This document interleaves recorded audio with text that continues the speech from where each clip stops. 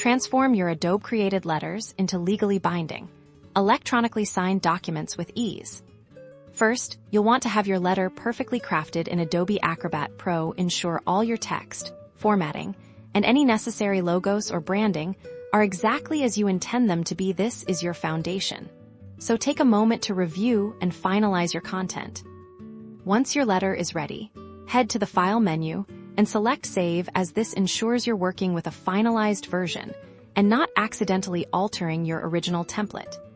Choose a location where you can easily access the file and give it a descriptive name.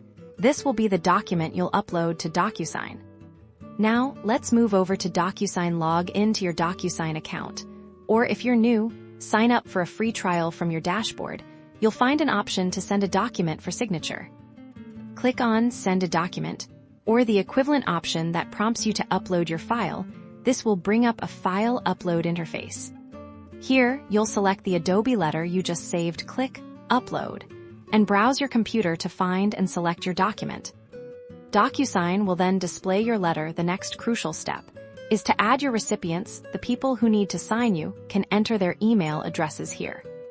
After adding recipients, you'll enter the signing fields. Drag and drop the signature field onto the document where the recipient needs to sign. You can also add other fields like date signed or text boxes if needed.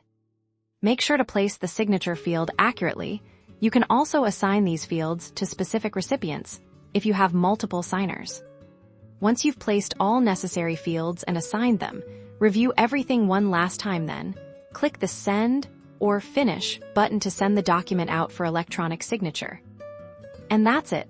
You've successfully bridged the gap between creating a polished letter in Adobe and securing its digital signature with Docusign.